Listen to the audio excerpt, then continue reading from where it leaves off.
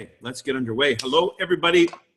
Welcome back on this fine March 27th of 2017 as we continue with aligning with success. A lot of familiar faces, many of which I've seen most recently. Hi, Connie, just saw you. Hi, Dee, just saw you. I like to start with maybe some wins. I do have something I want to cover tonight, and the more time I have for that, the better. Just simply the experiences that I've been having as I've been traveling sort of start to point in one direction, and I think Ben and I have sort of picked up on that, and we're sort of delivering our content that is more to the point of what I think needs to happen. But any big wins this past week that somebody might like to share, and please keep it short so we can get to the content that I want to talk about. Any wins for you guys? I got an executive of someone that from a house party that went executive. It was a fun party. Fantastic. Parties are actually much funner if you got executives going as coming out of that. Anyone else? Well, from the Dave Rolfe event after your two events, we have Kathy Soroka is really back on live. I have 2 business plans that have been submitted. I have my own phone calls and appointments that have been made. So there's action now. More contacting and inviting and a few super A's. So outcomes, volumes went up. Well, I can tell you right now, volumes are up in March over February, February over January. So the trend that we've been anticipating is starting to reveal itself, and that's just going to continue as more and more pebbles are dropped in the pond as we move into Q2, and then of course the gathering in Orlando. So I hope you guys have already planned your being there, and are going to. And if you haven't, you got to get to that right away, ticketing, and then certainly encourage your team. Encourage your team, because there's nothing like being at an event when you've got downline and prospects at that event yourself. That's when that event really becomes your event, and you really gain the most out of it. Any other wins? Big wins this week? Mike, I just want to mention that the doctor that was there at our event, she's very excited. The one who had such a great reaction to the insoles, and Connie tells me she's looking at the water system and the sleep system, so that's awesome. And also a young lawyer that couldn't come to the event, but she's been trying the cocoon with her son who has developmental issues. And she thinks it's really helping, so I'm going to go over there this week and take back what I loaned, and she's going to put in some orders. So that's exciting. Awesome. Excellent. Anyone else? I've been doing a little bit every day, 2 or 3 phone calls. Suzanne's been helping me. And you said do a little bit every day. You know, that's the basis of your business. And it didn't look really good until about 3 days ago. You know, I've been doing that all month, and then bam, you know, so... It really does work. It's just you have to be consistent. So. Okay, thank you for mentioning that, because I think it's really easy to lose sight of this very, very, very vital lesson. Our business is a business, unlike any other business, where we're not trading time for money. Our conditioned mind expects a return. You know, I put X in, I get Y out, because that's the way we operate in the job environment. And so we're conditioned to have that level of expectation, where in this business, we're trying to show people the value of this business. The real value of the business is the fact that we can compound our time. And compounding our time is where we're able to generate income independent of time, because we're investing time to create more time, multiply time and money through this business vehicle. So it is not a condition that's natural for us. Most people are not familiar with that level of delayed gratification, where you're not going to get the immediate return just because you put the seed in the ground. You know, you put the seed in the ground, you got to water it, knowing that there will be some sprouts, but if you don't get that sprout immediately thereafter, you can lose vision or lose sight of that. This is such a critical lesson. The idea of compounding. And by the way, the thing with this is when you sprinkle seeds in the ground, you don't know which one's going to come up first. You just don't know. So that's why you've got to keep watering them and just anticipate that one's going to do that. And that's what you're seeing, Lori, happening with yourself. This is the nature of this. This is the nature of business in general, I think. But because most people enter network marketing are from the job market, are earning a wage, they're familiar with the immediate gratification of a paycheck at the end of the week. I did my time. It was predictable. I have a predictable return because that's what we have agreed on in advance. It has nothing to do with value. It's just exchange of time. So this equation that you're operating in through this business is a far better equation if you give it the time for the harvest to come up. Any other big wins this week? Any win? Well, go ahead. Okay, go ahead. No, you go ahead. Okay, I'll go. I wanted to be strategic, as I mentioned to you, Mike. And so I looked at who I wanted to build this business with. Of the people who have had great responses, this doctor is one, and he's an MRI physician. And someone in his hospital, one of the staffers, was having a problem with rotator cuff, was looking at surgery. And it was another validation for him. He recommended products that they bought retail, and they're not having surgery because it healed. So that was just a great validation, and he's the one who's going to talk to you at the beginning of May. And the other person I would love to have be two of my new 4 to 6 silvers I'm breaking this year. Yes, that's my decision. Is Joyce Fosdeck, and we had a great conversation, and she is looking for another $5,000 a month, and she's getting ready to retire. So I'm excited about it coming from my heart, being a point of decision and being strategic about who I want to share this wonderful business with. And so it's making it fun and yet very clear. That's great, because that's a transition to what I'm going to talk about tonight. I'm going to be talking about contacting and inviting with a very specific agenda and a very particular prospect in mind, because I think as I've crisscrossed the map, the one thing that has been consistent is everybody saying, gosh, I wish I had more people in attendance, and, et cetera, et cetera. So, yesterday, I challenged to hear the response to, well, what do you say to somebody who at the last minute contacts you and tells you that they're not coming? And I think you guys need a little bit of help in being a little bit more bold. And if it's nothing else, it's just to break through the fear of being so politically correct and so polite that we tend to put ourselves down in some way subconsciously, and the value of our opportunity when we don't come back. We're just like, it's okay. There'll be another. No, it's not okay. It's not okay. I'm sorry, folks. You're putting yourselves on the line to put events together for these people to have an opportunity to change their life, and it's not okay for them to not come. No, I'm sorry. It's not okay. And we need to let them know it's not okay.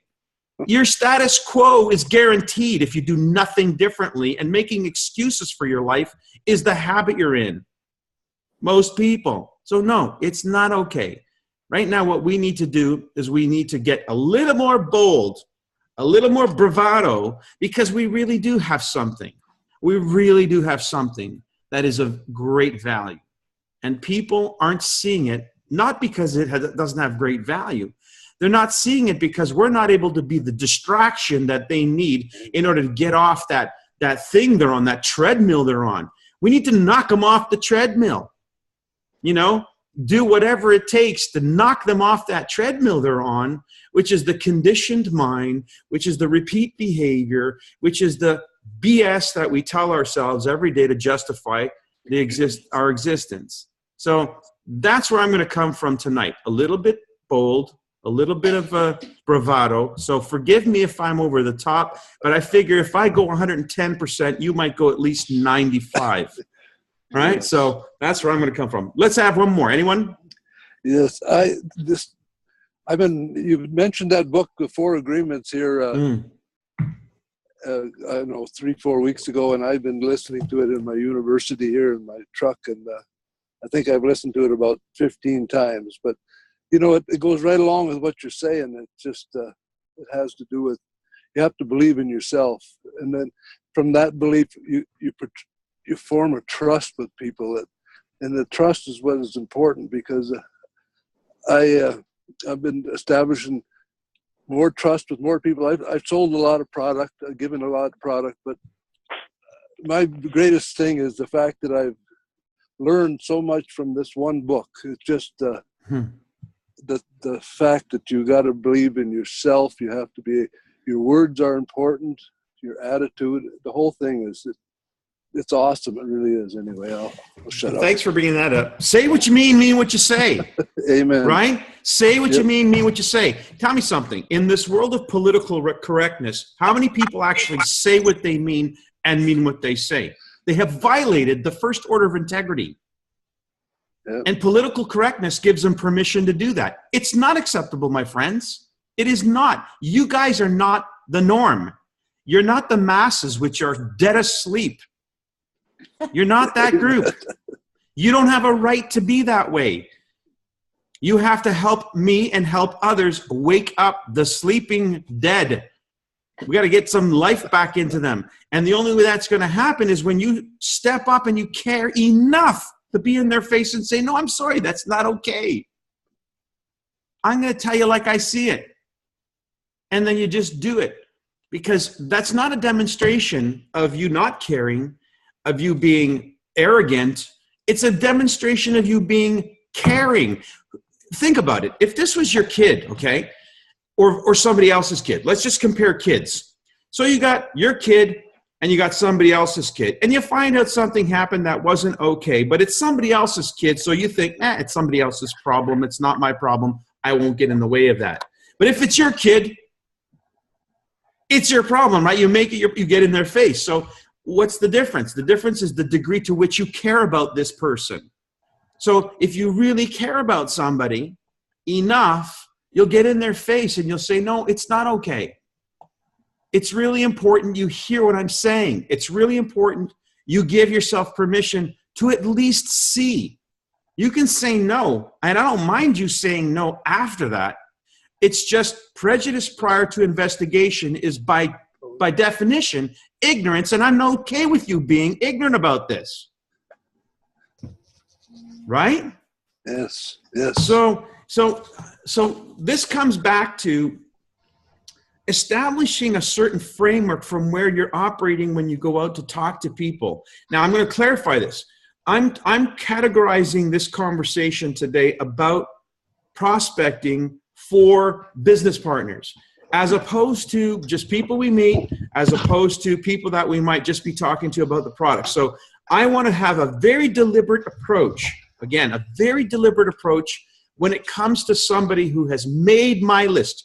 What I mean by that is they have been pre-qualified to be on my contact list for the purposes of partnering with them in the business, which means there was a process by which they were pre-qualified, either because I already know them and I know enough about them that I can say, this is somebody I would love to be in business with. And if I can't say that, they shouldn't be on my business contact list, period.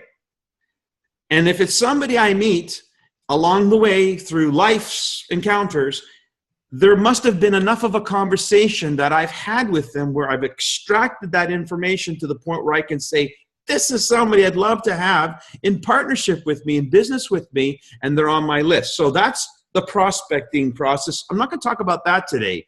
That's just how you engage people and how you interview them without them knowing you're interviewing them, how you extract information. But the key is, what information do I need to extract? That goes to the deliberateness of my contact and invite approach. If I have a script, a formula, a way of approaching people deliberately, then I have certain information that I need about them before I can engage them in that approach. And so prospecting is going to be the art of getting to know somebody whereby I can extract those key points, which will be the points upon which I move into engagement when I go ahead and contact and invite them. Now, none of this is new, but I'm finding as I'm traveling how desperately needed this conversation is. So I'm going to say to you once again, the best audio I've ever heard on the subject, bar none, in the history of network marketing is an audio called Contact and Invite. And I'm the facilitator of that conversation. And you'll find that on YouTube. Just look up Contact and Invite, Mike DiMuccio. You'll find it somewhere in there. Please utilize that. Study it. Like you're doing that book, Robert. Study it. Listen to it more than one time because there is intelligence in it. There's a formula in there that has actually been field tested and validated, 85% effective at engagement. Can you imagine if 85% of the time you made a contact, they're saying, let's meet? That would be a heck of a thing to be able to experience, right? Yeah. So that's what I'm talking about. I'm talking about getting your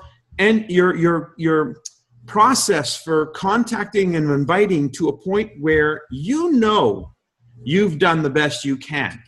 And you know that the person who's on the receiving end of that is making a commitment to something that is encompassing rather than you're constantly having to sell them. Oh, come to this event. Oh, you can't. Well, then come to the next event. Like, there's no context for that.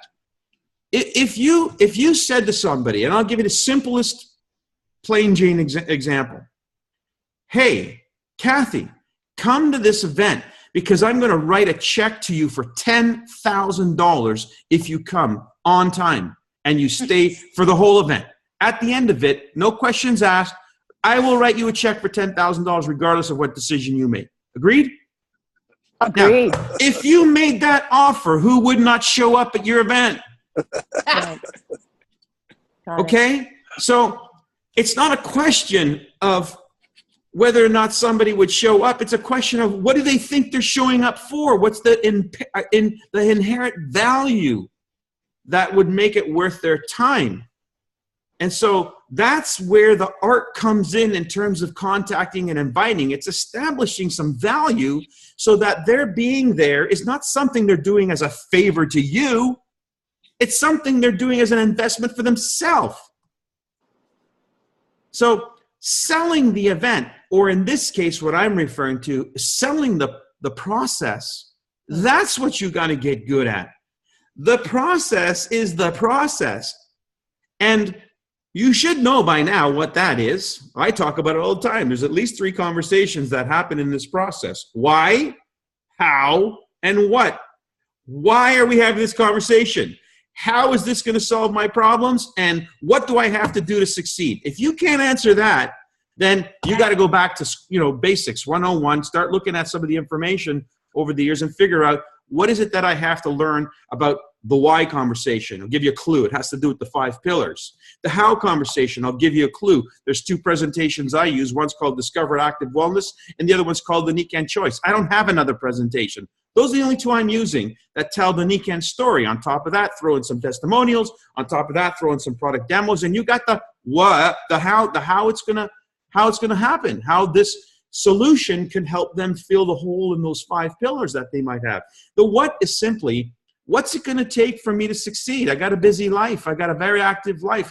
What is it going to take for me to be able to get involved in Nikan, work this out, and start making some money and start moving in the right direction?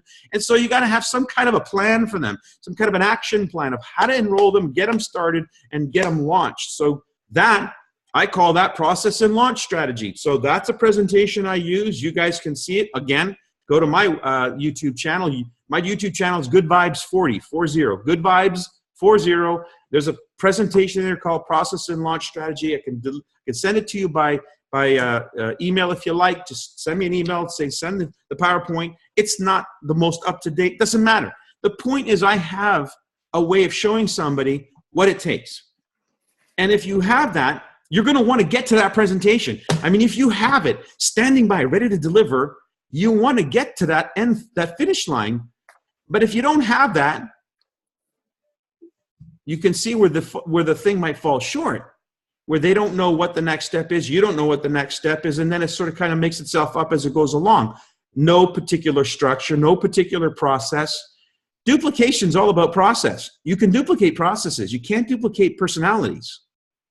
So if you've got this first, the zigzag that I talk about, the 3 conversations, that's process. But I need to get them through that process for them to be able to make an educated decision about whether or not they want to partner with me. But the premise is partner with me. The context is partner with me.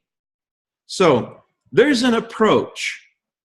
Once you have context, and I'm going to underscore this idea of context. If you're going to leave the house or contact somebody on your contact list that's specifically for partnering in the business, because you know this is a person I want to enroll in this as a partner, then just think of what that word partner means. You're not looking for a downline. You're not looking for another silver. You're not looking for another entrepreneurs club. Those are the things that you do to help them get going. And those incentives should not be goals. They should be consequences of the goal. So what is the real goal? If an entrepreneurs club is the consequence, what's the goal? I'll tell you what it is. Help launch this person. Help this person find their partners. Trust me, if that's your focus, if that's your commitment, if that's your objective, you're going to win Entrepreneurs Club with them. You're going to help them get silver because that's just a consequence of you doing the work of looking for find those partners. They got a list. Let's get through this list as fast as possible. The consequence of that activity is going to be Entrepreneurs Club and silver. That's just a consequence. So the goal that I have when I enroll somebody is to launch them in the best way I know possible. The consequence of that activity, which is rapid fire exposure to their contact list, rapid fire exposure in a short period of time through a process that's clearly defined for as many that will show up and go through that process will spill into customers, consultants, and leaders or prospective leaders who I get to launch as partners in the next round. So that's the consequence. So now, if I'm looking for partners, how do I engage them? Here's a name on my list. How do I engage somebody who I think would be an amazing partner? And what would be an amazing partner? How would you define somebody to be an amazing partner? What are the characteristics of that somebody? I would suggest you make a note of 5 key attributes of the thing that you're looking for in a partner. I suggest you carry it with you. Carry it on a piece of paper. It could be something as simple as you're at a restaurant. You notice somebody doing something that somehow resembles the kind of person you'd want to partner with. And you say, can I speak to you for a moment? I know now's not a good time. I've got to rush. Looks like you're pretty busy, but I carry with me in my pocket. I carry with me in my purse the key attributes, 5 key attributes of the kind of person I'd most want to be in partnership with. I haven't got a clue if you would be at all remotely interested in what I'm talking about, but I happen to notice that you seem to have 1 or 2 of those characteristics, and I'd like to explore the possibility that there may be more to this. Do you mind if we exchange numbers and I call you tomorrow? Try that. See what happens. And why? Because you're on the lookout for somebody that portrays a particular disposition. They're the kind of person that you would most want to be in partnership with. You got your radar on, the law of attraction, you turn the radar on, and the radar is sweeping the audience, constantly looking for anything that resembles this ideal partner of yours. And you will see it, I promise you. You remember the story of the blue cars and the red cars? If you stand on a street corner and I say, count all the cars that drive by that are the color red, you're going to count the cars that are red. And if I say to you how many of them were blue, you're going to be like, what? Because you weren't looking for that. So decide what you're looking for in a partner.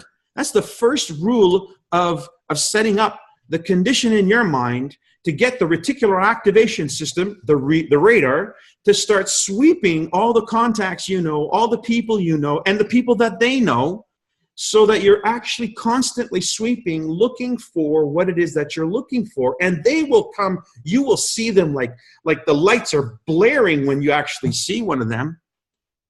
And then you know how to approach them. You can say something as simple as, I know this sounds a little crazy, but I got something in my pocket that have 5 key attributes of the person I'm most interested in being in partnership with as I'm expanding my business in the area.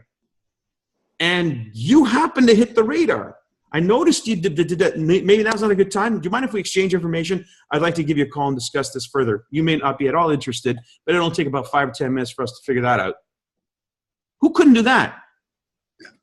Now, if you have an actual contact list, or better yet, if the person you just enrolled has a new contact list, this is your opportunity to live vicariously through them.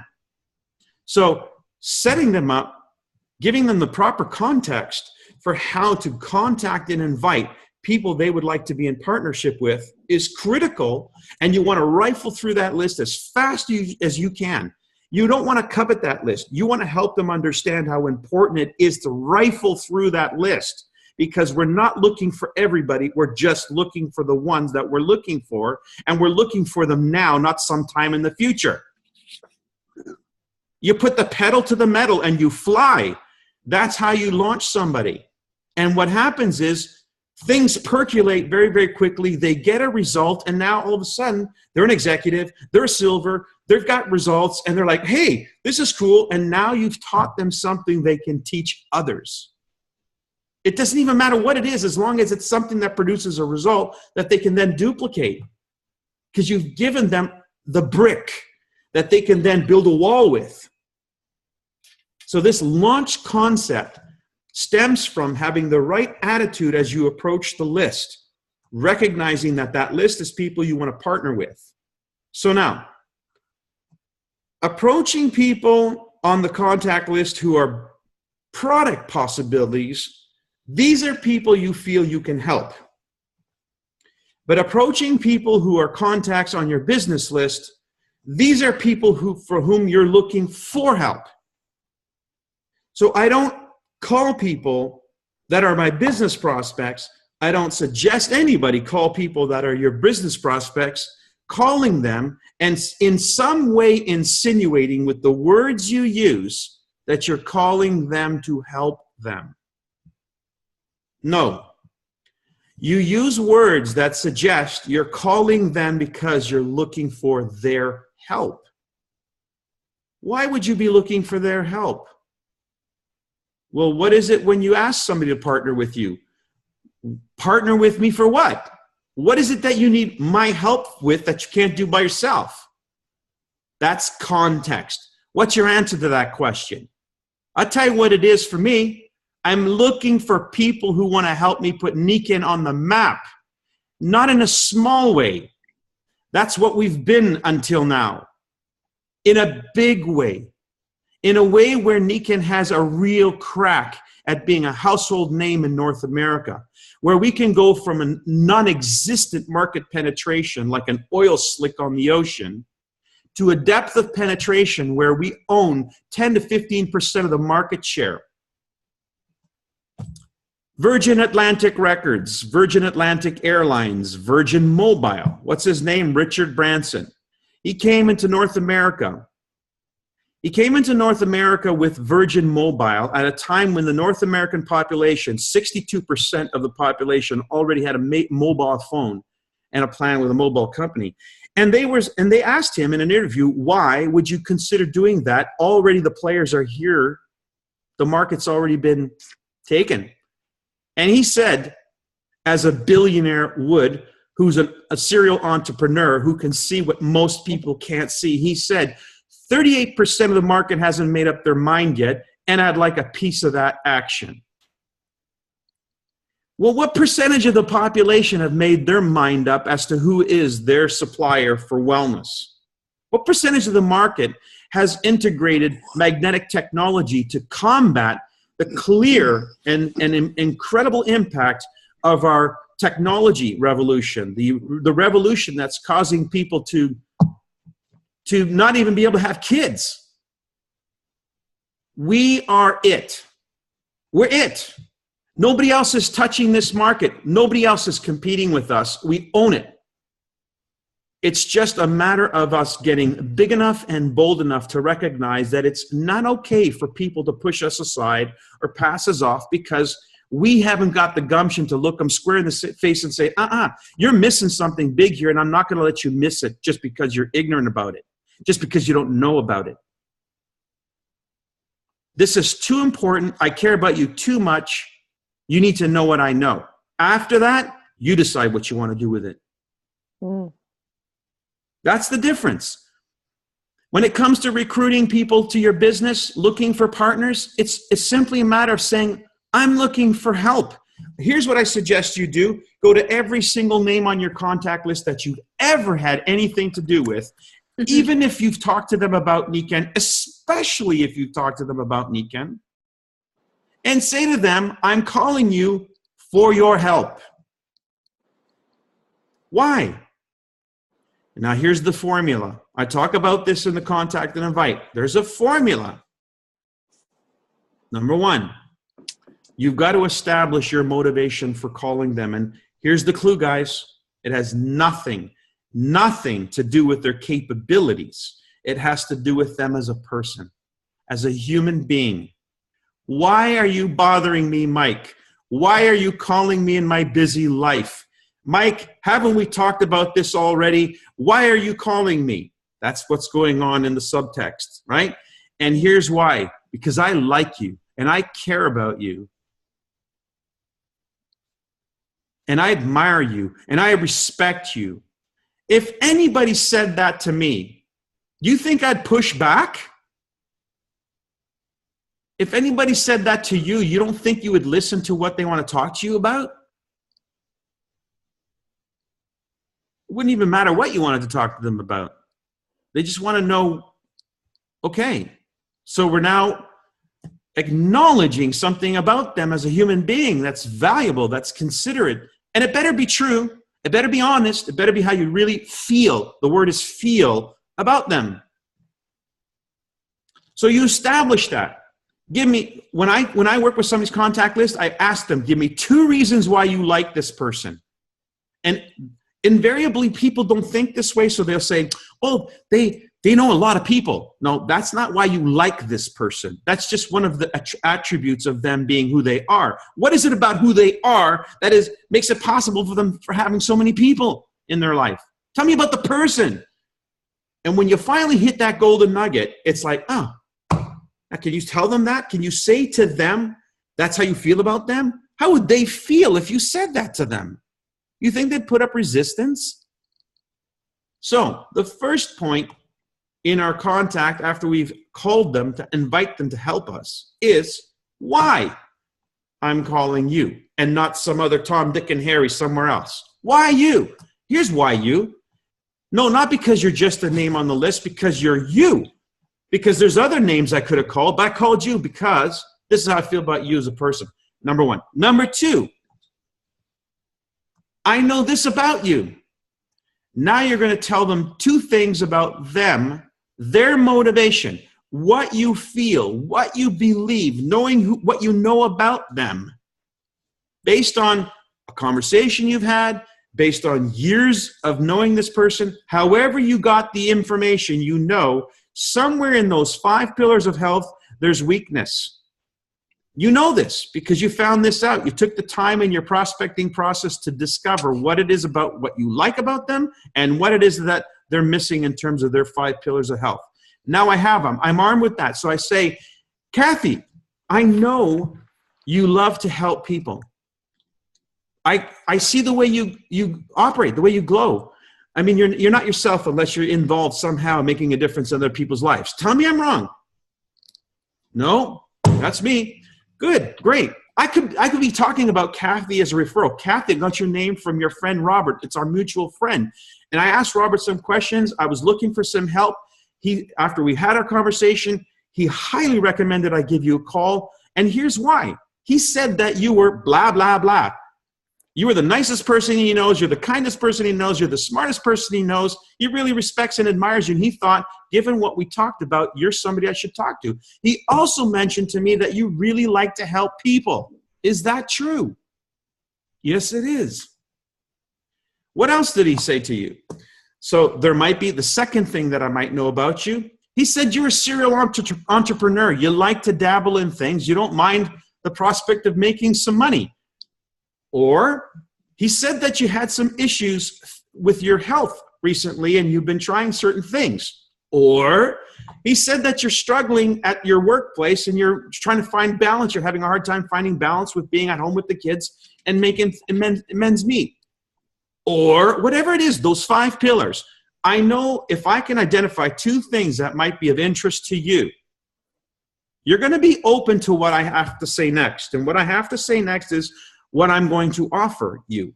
I'm not asking you to join me in Niken.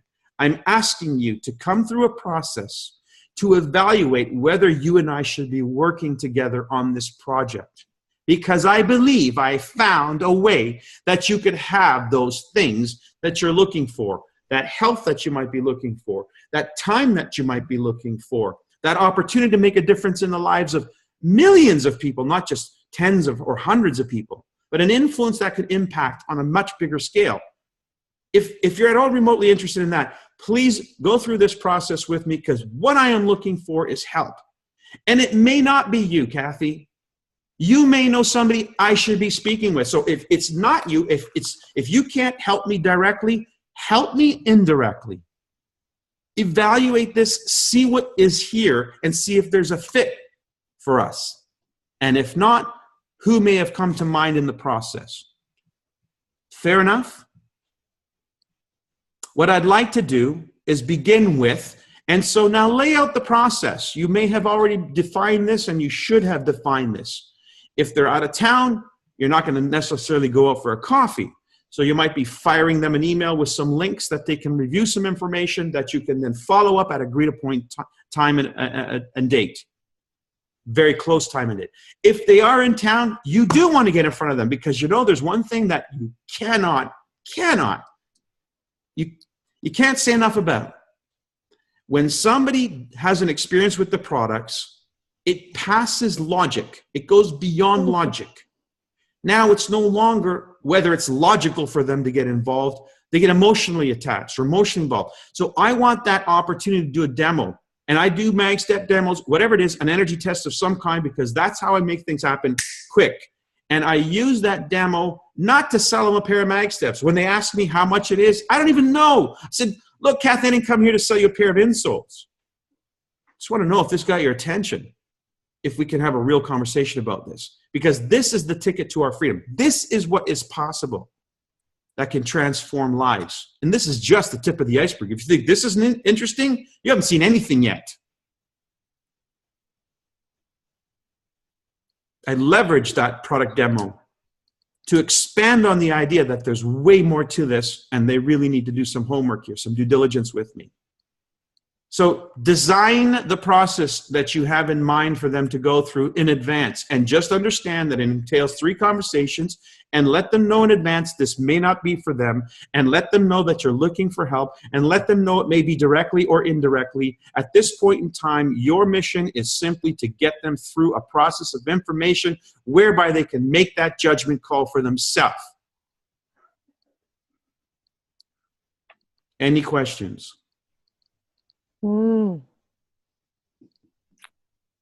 It's very clear. Yeah, it was good, really. So, ask for help.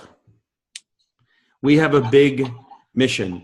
You know when you need help? When you have a war to fight. That's when you need to assemble an army.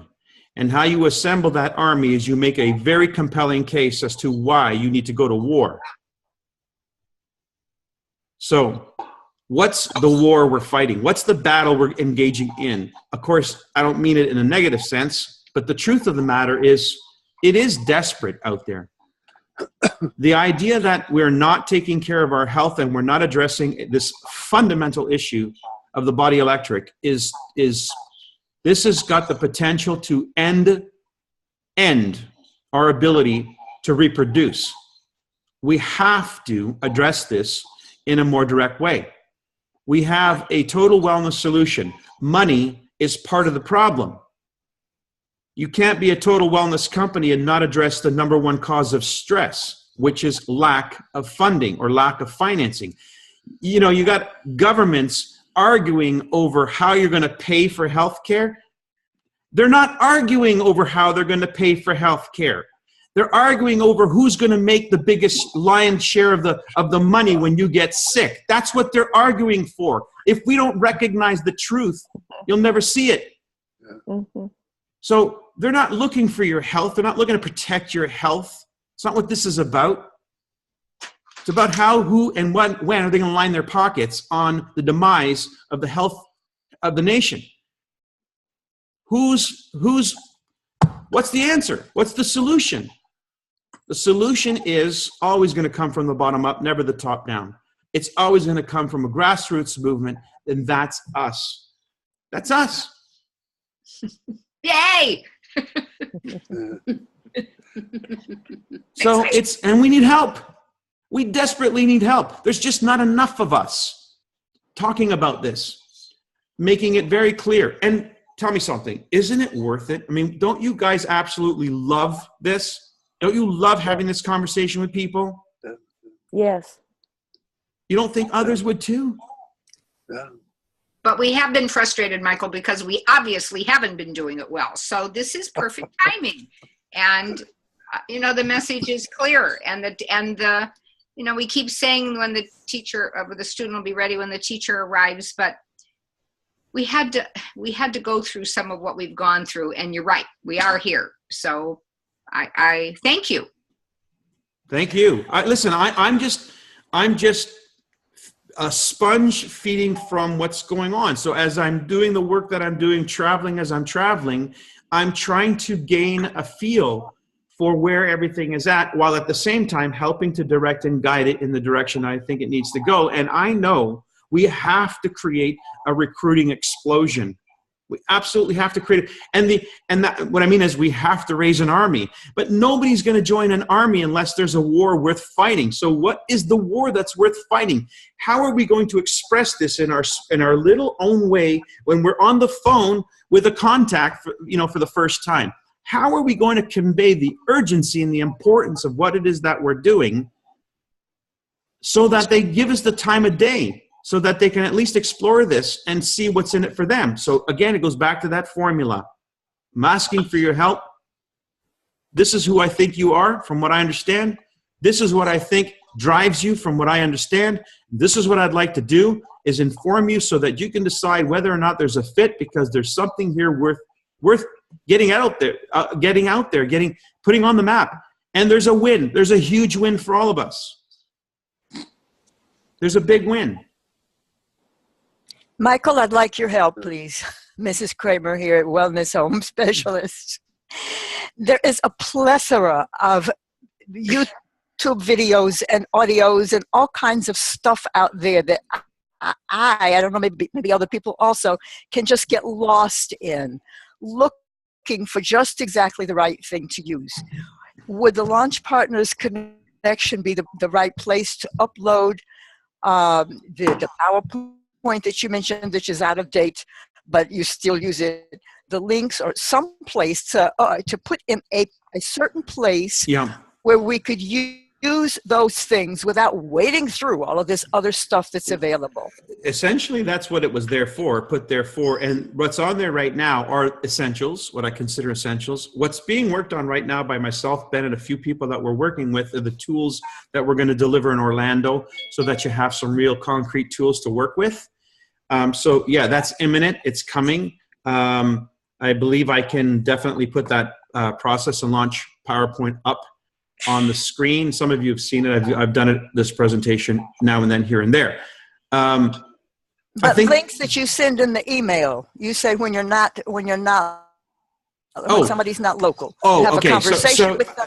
Here is my answer to that age-old question, because there has never been a shortage of videos, audios, whatever. And my answer to that question, because I can't possibly manage all of that information, is I say, first and foremost, turn your car into a library. Like when you're traveling from appointment to appointment, to and from work, wherever you're going, be using your time, your car, to listen to some of these playbacks so that you can gain insights. I used to use CD players and audio cassettes before that in my car, and I learned about what other people were doing. And so that's how I uploaded information for me to know what was current, what was relevant. So I suggest that being a standard protocol. But I do that, but my answer is find the one that excites you. And I don't know which one that is. Everybody has their own version of what excites them. But if it excites you, it puts you in a vibration. And the only thing that matters to me is that you're coming at this from the right vibration, because that invokes the law of attraction. You will attract what you're harmonizing with. So if you're excited and you're passionate because you heard an audio that, I don't know, whoever it is that did it, or a video that whoever did whatever it is that they did that got you cranked up, that's the one I would be using. Uh-huh.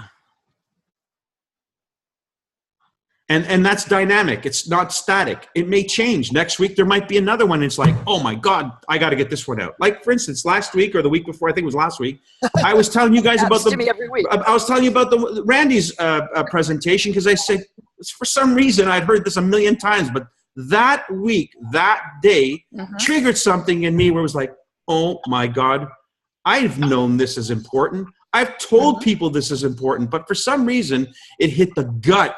And it was like, this has to be discussed in a serious way, because we're talking about the possibility of a planet devoid of a population because we have allowed technology to undermine the biological functions of our systems. You know, this is huge. Yeah.